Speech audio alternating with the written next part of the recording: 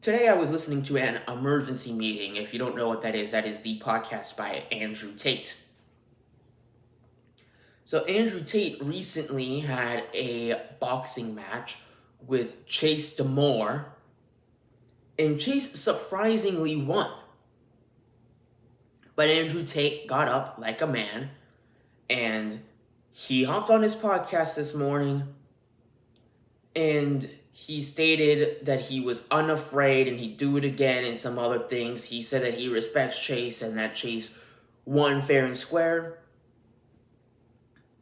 And as you can imagine, people are already starting to turn on Andrew. Oh, he's a con man. Oh, he ain't top G, whatever. Let me point something out to you. Andrew Tate might be top G, but he is still human. He's not a god.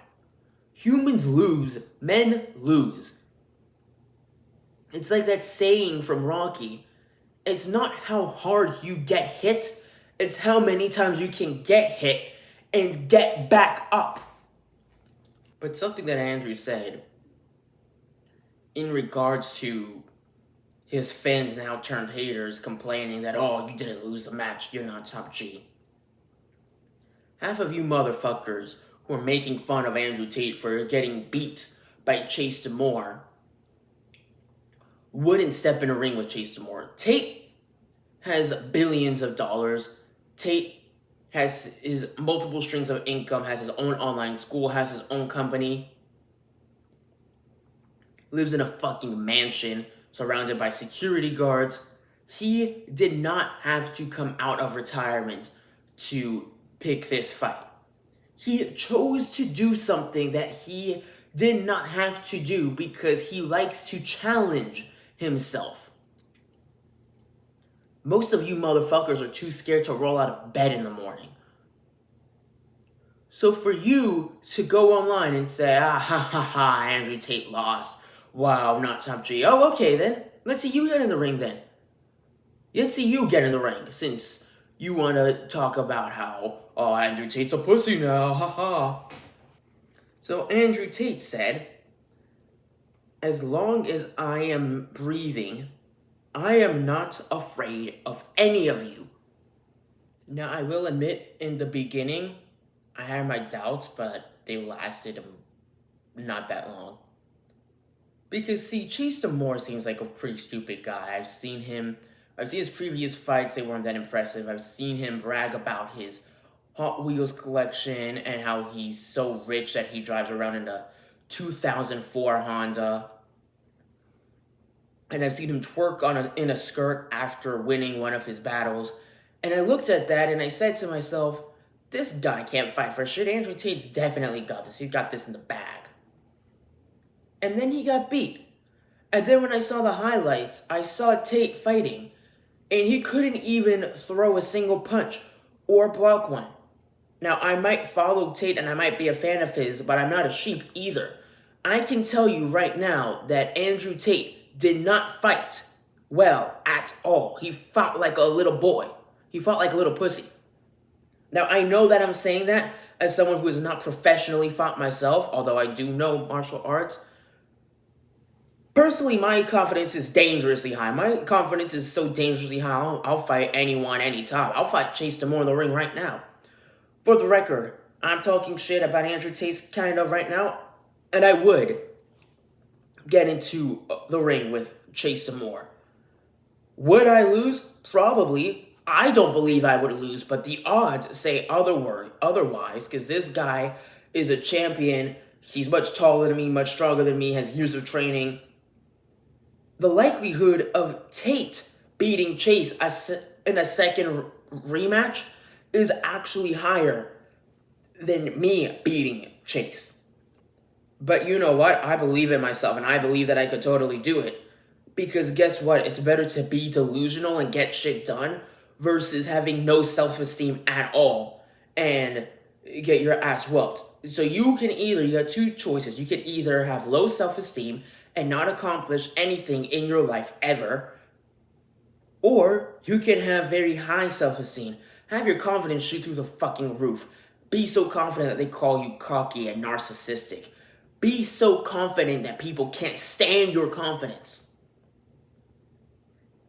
And there might come a day that you still lose. But by being a narcissist and having so much self-confidence and a high ego, you boost the chances of you winning so much.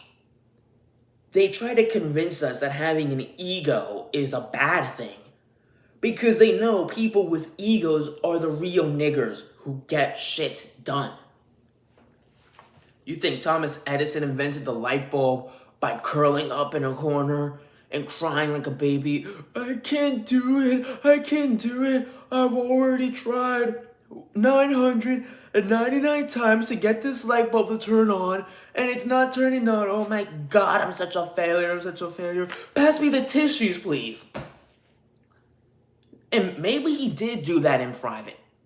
But guess what? He got up and he tried for the 1,000th time. And on the 1,000th try, he solved it. And he invented electricity, an invention that we all use today. Something that is now a necessity. Because before we had electricity, houses were burning down all the times because fuckers were sleeping with their candles lit. You have to have an ego to succeed. You have to have an ego to achieve anything in life. And society tries to teach us that being cocky, being full of yourself is not the way to react. Now, I do think that there is a right way and a wrong way to do it. I do think it's rude when, say the high school bully taunts you and he's like, oh, I'm so much better than you. And you look at his home life and he's a bum who plays video games all day and his dad beats him up and he's over here pretending like he's better than you. Like, there's no need for you to walk into a room and walk up to people and throw it in their face and be like, oh, I'm better than you. Like, oh, I see you can't open that pickle jar, bro. Here, let me open it for you to prove to everyone that I'm so much stronger and better than you. Oh, I see you talking to a girl there, bro. Yeah, there's a lot of other girls at this party, but I'm better than you, so I want to prove that, so I'm going to take your bitch. Come outside, let's fight in the parking lot for some hoe. Let's fist fight over the parking lot, and I'm going to put you in the hospital over some hoe. That kind of ego is not okay. But as far as basically any other aspect of life, have a high ego. Have confidence. There is no such thing as too much confidence. I'll admit, my ego is through the fucking roof. People don't like me because I have such a high ego. But why would I not have an ego? Why? I couldn't imagine myself having low self-esteem. You've got low self-esteem, egotistical men like Jonathan Dean, who hides behind gossip and tries to psyop people and thinking that I'm a murderous psychopath. And then you have real niggers with high egos and high self-esteem who will walk right up to Jonathan on the side of the street and tell him, fuck you, and spit in his face. Who do you want to be? Let me give you this example. You're in a jungle, and there's two lions. One lion kills a vicious cobra. The other lion kills a weakling rabbit. Which lion do you want to be? The lion that kills the already injured and defenseless rabbit, or the lion that kills the venomous, dangerous snake? Personally, I want to be the lion that kills the snake. And guess what? When that lion attacks the snake, you think he's talking to himself? Oh, I can't do it. Oh, what if I get bit and I die? And oh my god, I'm gonna cry hand me a tissue. Or does he just do it? Does he still have the thought that it's possible that the snake bites him and he dies from snake venom? But despite that, he ignores the thought, pushes it to the back of his head, and still does it because he's doing what is necessary to survive, to feed his lion cubs back home. The real pussy is the rabbit, is the lion who saw the snake and decided to go for the rabbit because the rabbit is an easier meat. I don't want to be the lion that kills a rabbit. Fuck that. Yeah, Andrew Tate was definitely off his game. He should have won that fight. There was no reason why he should not have won that fight. His excuse is that he got tired. When he said that, I'm personally like, dude, who the fuck cares if you're tired? Power through it. And champions lose. Rocky's lost fights. Spider-Man has lost fights. Even Superman has lost fight. Even Batman got his back broken by Bane. There is no such thing as someone who wins at all costs, always, all the time, 100% of the time. You are going to lose. There's going to come a day where you lose, no matter how long your winning streak is. Andrew Tate should have won that fight, and he definitely could have fought better. But I still follow him, and I have gained even more respect for him because of how he handled things after that fight. He is still top G. Chase Damore, said that Andrew turned his life around and Andrew, pulls him out of a suicide and whatnot and has a lot of respect for Andrew. Chase Damore might be the champion, but I have no respect for Chase. Andrew does. Andrew says he respects Chase and that Chase won fair and square, and I do believe that Chase won fair and square. And if you go back to a previous episode called The Fight Before Christmas, where I reviewed the press conference, I was 100% confident that Tate was going to win that fight. I was roasting the hell out of Chase in that podcast episode. And I still will, because he might have won, but I still think that Chase is a faggot. And I'm saying this as a man that would absolutely fight him if I had the opportunity to. Now, the reason why I still think that Chase is a faggot is because before the fight, Andrew was genuinely respectful. Yes, he roasted him, but for the most part, he was respectful, stuck to his guns. And Chase was just throwing out a bunch of empty insults just for the sake of empty insults. Your girl is in my DMs. I got a Hot Wheels collection. Your yacht isn't gonna fight for you. Well, no shit, yachts don't sound dumb. Like, you're trying to insult this man and you're instead making yourself look like a dumbass. And then, what was his final words? He's like, I'm gonna punch you so hard and then I'm gonna ask you what color your Bugatti is and you're gonna say red like what's coming out of your fucking nose. Meanwhile, this guy's twerking on stage and has a Hot Wheels collection. And he thinks that having an Xbox is more impressive than having a yacht. I would sell if someone said that they would give me a yacht in exchange for my PlayStation, I would sell my PlayStation right now. I would much rather be at sea, enjoying money and nature, than on the video game. Better yet, I'll sell my PlayStation for the free yacht, sell the yacht for double the price, get a new yacht, and a PlayStation, and play on my PlayStation while I'm in my yacht. But Chase thinks what's more impressive is trash-talking his friends on Call of Duty than owning a yacht. Or even getting a loan on a yacht, if that's even possible. So yeah, this guy's a faggot, and I think he is a faggot, and I think he also purposely tried to make himself look stupider than he actually was, to get everyone's guard down. It's a very smart attack tactic, actually. But for him to then beat Andrew Tate and then say, oh my God, let me give you a hug. You turned my life around. You pulled me out of a suicide. I love this man. Really? Because you were talking about how much you hated him before the fight. Like, what the fuck, dude? Like, you're fake. You're a fake snake. You're a snake in the grass. Like, I'd say this, I fucking hate people. Like, no, you're bipolar, you're fake. No. If I was in a boxing match and I was trash-talking somebody, whether I won or lost, I would still trash-talk them. Or I would just not say anything at all. I would not do a 180 and completely change my dynamic and, oh my God, I love you, bro. This is the best man either. Thanks for letting me win, bro. Like, what the fuck is wrong with you? At the end of the day, Andrew Tate is a real nigger making billions of dollars with multiple properties and the world's biggest car collection. And he says shit that I can relate to, like don't listen to women. And Chase is just some fag in a ponytail who, despite being a fucking champion, decides to go home and play with his Hot Wheels collection. Which man would you want to be? Let me ask the audience this. Which man would you want to be? Would you want to be the guy in a ponytail and a Hot Wheels collection? Or would you want to be the bald guy with Ferraris and a mansion? I'm sticking with Andrew Tate. I don't give a fuck about Chase Damore. I'm sticking with Andrew Tate. Andrew Tate!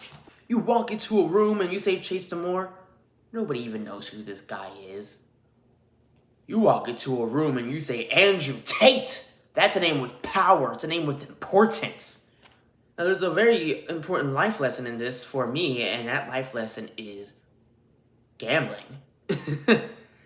Now, I'm not a man who gambles. I've never liked the idea of gambles. I've never even gone into a casino before because I think gambling is ultimately stupid, and it's just as stupid and destructive as jacking off all day. Now, this company Duel was being advertised to promote the fight. They're one of the sponsors for the fight. They even got Tristan Tate to sponsor it, even though Tristan Tate doesn't agree with gambling. And I signed up, I made an account, and despite the fact that I don't like to gamble, I said to myself, I am 100% going to gamble on this. And I was talking to my friends about this, and I'm like, I know I don't gamble because gambling is ultimately stupid and retarded, but I said, I like the idea. I know for a fact that Tate's going to win, and I know that Chase Damore doesn't stand a chance, and I said, I'm going to invest $500, I'm going to gamble $500 on this fight for Andrew to win, and then I'm going to become a rich man. December 20th comes, I sign on to Duel.com. I hadn't gambled previously because I didn't care about any other games or fights or whatnot. I just wanted to gamble on Andrew's fight. I'm said to myself, I'm going to gamble this money, and then I'm going to get off work, and I'm going to sit back, and I'm going to watch TV, and I'm going to watch Andrew beat the absolute shit out of this motherfucker. I was so looking forward to this fight. Fight day comes. Turns out that Duel is not available in the US. Now, you can go to Duel.com and make an account, but you can't gamble any money because it's not allowed in the US. I kept running into problem after problem. There was a problem with the website, connection issues. You can't buy through with a credit card. You got to use Bitcoin. I couldn't do it. So I was kind of bummed out, and I was like, bummer. Like, I was going to gamble all this money, and I was going to become a rich man, but I can't do it because, and I called my friend and I said, Matrix attack. It's the Matrix attack. The Matrix is trying to stop me from getting rich. Fight starts. Fight ends. Tate loses. And the first thing I thought to myself is, holy shit, God just saved me. God was watching, and God knew what was going to happen, and God saved me from gambling all my money away. And also reinstated into my head why gambling is an ultimately bad idea. I've always believed that gambling was a bad idea no matter the odds, because if there's anything that I know about sports or gaming is that the odds can 100% be beaten. And then I was getting ready to throw it all away for that fight, and then the ending of that fight proved to me why I believed why gambling is such a bad habit and a bad idea and something you should never do. Even if it's Duel.com. Next time Andrew Tate fights, I'm not going to gamble on it. And maybe he wins his next fight and some other prick gets rich because he gambled all this money. I'll be fine. There are other ways to make money. There are other ways to make lots of dollars. I don't need to gamble. And like I said, I'm glad I didn't gamble because I would have turned out really badly. My day would have been a lot worse than it turned out to be had I gambled those $500. Everything works out in the universe's favor. God does have a plan, and despite how tough things may be, Tate also said this in his emergency meeting as well. He said maybe I lost that day because, let's say, maybe if I won, something would have happened to Tristan or something, or, trust me, I know firsthand how one bad thing can set off a chain of reactions, which will be my next topic. But Tate said maybe Chase won because God said Chase can't handle a loss as well as Tate can. Maybe Chase is going through something and God said Chase needs this win right now. The point is, God has a plan, and his plan was for Chase to win. Just like it was his plan for me to not gamble all my money away because he already knew that Chase was going to win, and he knew that if I gambled all my money away, I was going to deeply regret it.